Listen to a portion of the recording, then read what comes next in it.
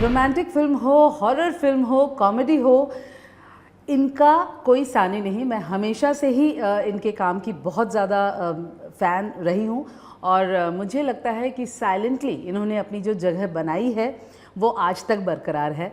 वो कहते हैं ना, slow and steady wins the race. वो स्लो भी नहीं थे, शुरू से ही उनकी रफ्तार सही थी, मगर एक अलग ट्रैक रहा है।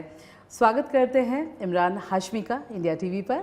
Thank you Imran, thank you. आज हम बात कर रहे हैं द बुक।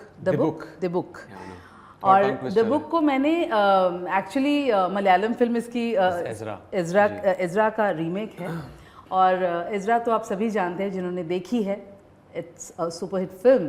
तो उसे अगर हिंदी वर्जन में और इमरान हाशमी के साथ देखेंगे तो क्या बात है।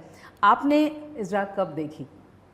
मैंने एक्चुअली तब तक नहीं देखी थी जब तक ये ऑफ़र नहीं किया गया था, लेकिन जब जय ने आकर ये स्क्रिप्ट सुनाई तो मैं थोड़ा सा मुझसे रहा नहीं गया। मुझे देखना था कि उनका इंटरप्रिटेशन क्या था मलयालम फिल्म का।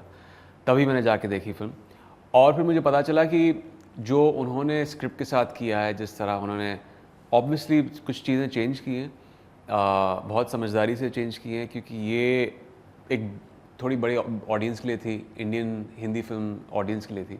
तो थोड़ा हॉरर एम्प अप किया है, थोड़े थोड़े नैरेटिव चेंजेस किए, लेकिन जो चीज़ें थी ओरिजिनल में, जो फैंस ने पसंद की थी, और वो जो स्ट्रिंग है नैरेटिव का, वो इस फिल्म में भी बरकरार है।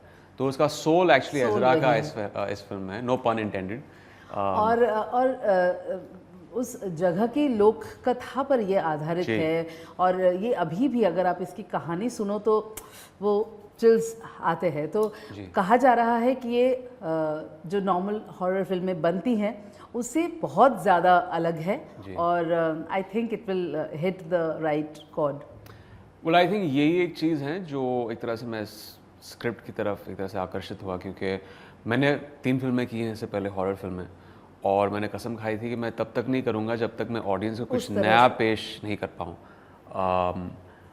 एक थी डायन खुद में एक बहुत ही अलग नया अनोखा कॉन्सेप्ट था।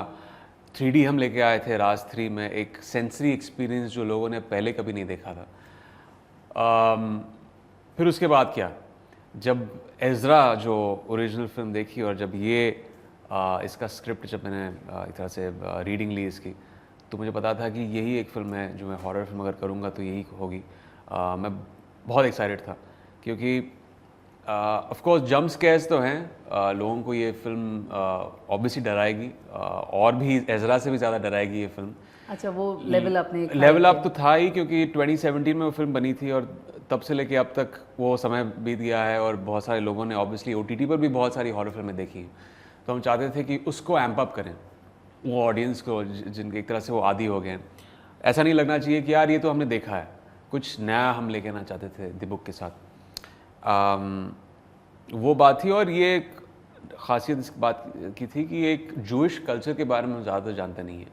हमारी फिल्मों में ऑलमोस्ट ऑल द टाइम्स हमारे कल्चर से रिलेटेड जो हॉरर फिल्मों में होता है वो दिखाया जाता है। पहले से ले लो आप, 80 से ले लो, रामसे फिल्मों से लेकर भट्ट साहब की फिल्मों में भी, लेकिन इसमें हमने जूइश कल्चर रेफरेंसेस इस्तेमाल किए हैं। तो एक कल्चर जो एक थोड़ा सा एलियन होता है हमारे लिए, वो भी एक इंट्रीग वाली होती है कि ये एक नयापन है, ये इसके बारे में हम जानते नहीं हैं। तो द बुक एक बेसिकली एक हिब्रू वर्ड है। जैसे हम जिस चीज़ को आत्मा कहते हैं, भूत कहते हैं, रूह कहते हैं, उनके माइथोलॉजी, उनके सुपरनैचुरल जो बिलीव्स हैं, वो मानते हैं कि वो द बुक है, उनकी टर्मिनोलॉजी के हिसाब से। हॉरर फिल्म की बात अगर करें तो आप कितने बड़े फ़ैन हैं हॉरर फिल्मों के? आपने क्या क्या फिल्में देखी हैं? मैंने सब सारी देखी बहुत होंगी, बट आपको अभी तक जो लगता है कि ये फिल्म जो है वो अभी भी मैं देखूंगा तो शायद मैं डर जाऊंगा। मैंने एक्चुअली हॉरर फिल्मों को देखना ऑलमोस्ट मैं 8 साल की उम्र से मैंने शुरू कर लिया था। 80s के टाइम पर थिएट्रिकल ज़्यादा व्यूइंग मेरी हॉरर फिल्मों की नहीं थी। VHS टेप्स बहुत फेमस होते थे तभी, तो तभी 10 रुपये के लिए वो VHS टेप्स में रेंट करता था, और बहुत सारी हॉलीवुड जो इम्पोर्ट्स थी, बहुत सारी रिकॉर्डेड प्रिंट्स इंडिया में आ गई थी। एक वेव शुरू हुआ था तभी VHS प्रिंट्स का, तो तभी से मेरा ये शुरू हुआ था। सबसे डरावनी फिल्म जो मेरी थी, ये मुझे याद है कि 10th स्टैंडर्ड के बोर्ड्स के बाद मैंने देखी थी, और जिस शख्स ने मुझे VHS टेप दिया था उन्होंने एक तरह से एक वार्निंग भी की थी कि ये फिल्म एक तो बच्चों के लिए नहीं है क्योंकि ये बहुत डरावनी है, मैंने खुद देखी है और मींस लोग पागल हो रही हैं फिल्म देख के, ये बहुत डरावनी फिल्म है। अगर आप एक हॉरर फिल्म का के बफ भी हो, फैन हो, आपके लिए भी ये शायद सही नहीं होगा because it's very scary.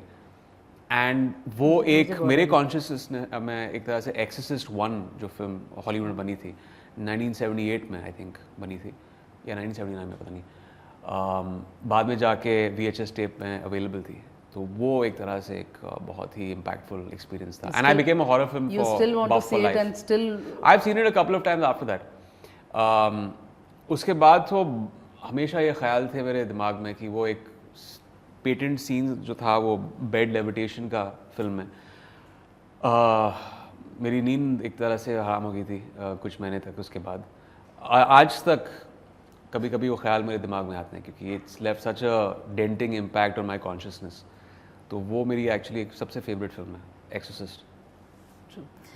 OTT platform, OTT में लॉकडाउन से पहले भी आपकी फिल्में आई हैं, लॉकडाउन में भी आई हैं, इनफैक्ट चेहरे बहुत ज़्यादा पसंद की गई थी, आपकी जो लास्ट आउटिंग थी OTT पर, और अब द बुक।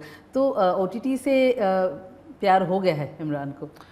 जब लोगों को नहीं था तब भी मेरा प्यार था जुड़ा, क्योंकि जब एक्टर्स कह रहे थे यार OTT में कभी हाथ नहीं डालना चाहिए, जब बार्डर ब्लड मैंने की थी तब सिर्फ चंद एक्टर्स थे जिन्होंने OTT में सोचा था कि यार इसका स्कोप होगा, हम कुछ नया करने की एक उम्मीद है इसमें। क्योंकि क्या है ना कि theatrical, at least back then, pre covid का वक्त कह रहा हूँ, कि एक लिमिटेशन होता है थिएट्रिकल के साथ, आपको उस दायरे में वो खेल खेलना होता है। आप फ्रंट फुट पे जाके कुछ रियली अलग नहीं कर सकते हो, नॉवेल्टी नहीं, उसको एक्सप्लोर नहीं कर सकते हो। तो मैंने बार्ड ऑफ ब्लड की और उसके बाद ऑब्वियसली अभी एक बहुत बड़ा एवेन्यू हो गया सब लोगों के लिए पिछले 2 सालों में। कोविड के बाद तो कुछ ज़्यादा ही ऑडियंस के फुटफॉल्स हैं, और द बुक के लिए भी जो एक्सपोजर मिलेगा इस फिल्म को 240 countries, it's an instant connect. मतलब पता नहीं आप कितने लोग घर से बाहर पहले भी निकलते थे, फॉरगेट अबाउट कोविड, पहले भी कितने लोग जाते थे, लेकिन घर पे एक परिवार के साथ आप जी चीज़ें देख सकते हैं। ऐसा देखिए मैं उम्मीद करता हूँ और दुआ है कि थिएट्रिकल बिजनेस भी वापस आ जाएगा, उसी तादाद में लोग वापस आएंगे थिएट्रिकल के लिए। बट आई थिंक वो व्यूइंग अभी अलग हो गई है, एक ऑडियंस जो आएगी थिएट्रिकल व्यूइंग के लिए वो फिल्में भी अलग होंगी। सो ये ओरिजिनली इंटेंडेड थी थिएट्रिकल व्यूइंग के लिए, बट इसके साथ भी मैं बहुत खुश हूँ क्योंकि जो वाइड एक तरह से एक रीच होगा इस फिल्म का वर्ल्ड वाइड, वो सिर्फ इंडिया थिएट्रिकल बिजनेस से नहीं मिल सकता है। बिल्कुल। इमरान, मेन स्ट्रीम फिल्मों में पहले काफ़ी पाबंदियाँ थी, हर चीज़ को स्क्रूटनी किया जाता था। पहले जो सीन्स आते थे, चाहे वो डरावने सीन हो या फिर रोमांटिक सीन हो, सीरियल किस्सा बोला जाता था, लेकिन उसके बावजूद भी इमरान की फ़िल्में जो हैं वो लोगों तक पहुंची हैं, और एक मैंने जैसे कहा कि एक रास्ता आपने बनाया है।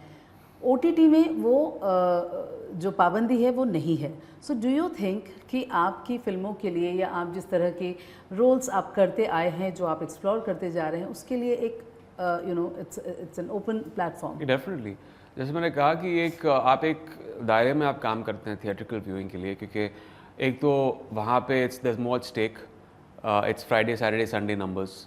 तो जब नंबर्स सिर्फ उन 3 दिनों में या उसके हफ्ते 2 हफ्ते बाद का सिर्फ एक स्टोरी रह जाती है, उसमें प्रोड्यूसर जनरली, बहुत सारे प्रोड्यूसर डर जाते हैं, तो सेफ खेलते हैं। तो सेफ्टी कहाँ से आती है? अगर कोई पिछली पिक्चर हिट हुई है तो उसी को रिसाइकिल करके आपको पता है कि ये ऑडियंस के टेस्ट है, ये उनके पल्स पे आप खेल रहे हो, तो बस यही बनाना है आपको। थोड़ा रियाज कर दिया कहानी में, थोड़े ट्वीक्स लेके आ गए, थोड़ा गार्निशिंग में और वो विजुअल अप्रोच में आपने कुछ और किया। बट OTT पर आप अलग एक तरह से पूरा एक कुछ नया कर सकते हो, एक्सपेरिमेंट कर सकते हो, जो शायद थिएट्रिकल में कभी बहुत मुश्किल था करना। एक टाइम पहले भी था, आज भी है, जब आपकी फ़िल्म के गाने, मतलब मुझे लगता है कि हर किसी के लिस्ट में आपकी फ़िल्म के गाने शुरू के 10 गाने होते थे। तो गाना से ज़्यादा लोगों तक पहुँचे या फिल्मों से? दोनों से। आई थिंक कोडिपेंडेंसी हमेशा रही है हिंदी फिल्मों की। और मैं ये कह रहा हूँ, एक ज़माना, जैसे मैं पता नहीं, मैं 60 साल का हो गया हूँ, लेकिन जब हमने फिल्में की थी 2003 में 2000 आई थिंक 14 तक, म्यूज़िक का एक बहुत बड़ा ड्राइविंग ट्रैक था एक फोर्स था फिल्मों के पीछे, और शायद उसके बाद वो थोड़ा डाइल्यूट हो गया था, क्योंकि आजकल तो ये एक म्यूज़िक वीडियो का दौर शुरू हो गया ना। और ये भी हमें द बुक में एक्चुअली एक गाना शूट किया था जो हमने निकाल दिया, क्योंकि हमें लगा कि हॉरर फिल्म में आज की ऑडियंस के लिए बहुत इंपॉर्टेंट है कि आप सिर्फ वो एक सेंसरी हॉरर एक्सपीरियंस दें, ना कि आप सडनली हॉरर में से कट टू गाना चल रहा है कहीं और मॉरिशस में बीच पर, वो शायद फ्लो तोड़ देता है। फ्लो तोड़ देता है, specially for a home viewing experience.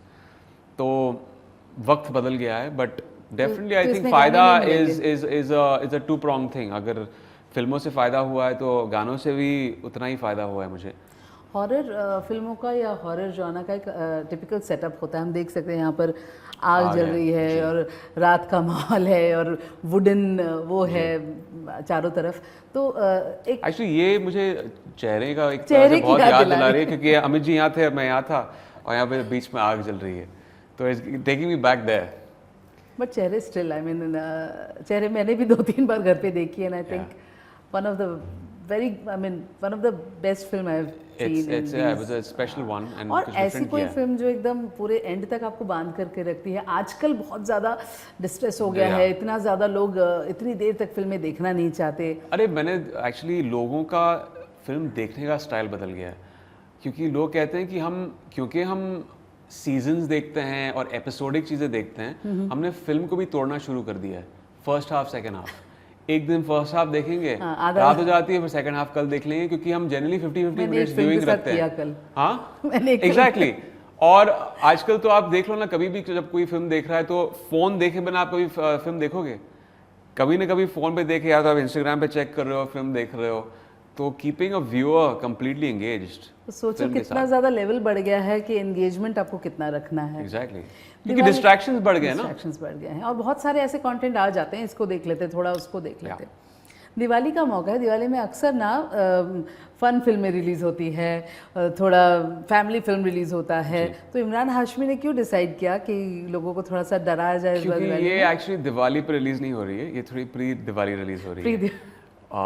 Halloween का जो बिलीव्स हैं और लोग उसका जो एक स्टोरी है उसके पीछे, उस दिन पे हम रिलीज़ कर रहे हैं, क्योंकि हैलोवीन से एक बहुत ही स्ट्रॉन्ग एसोसिएशन है, क्योंकि ये एक हॉरर फिल्म है, and Halloween is about obviously horror और स्पूकी एक्सपीरियंसेस और उन कहानियों को लेकर, इसलिए हमने सोचा कि ये एक एप्ट दिन होगा। 29 को रिलीज़ हो रही है, 29 October. You have a son at home who is around 11, अच्छा 11 साल का है। So do you discuss horror films with him? क्योंकि आजकल के बच्चे भी हॉरर फिल्म नहीं दिखाता हूँ अभी नहीं।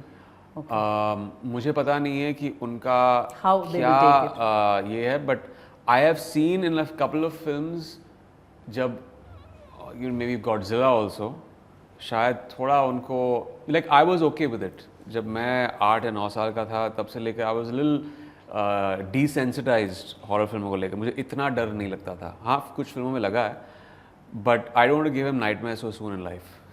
तो मैं इस चीज़ से गुजर चुका हूँ।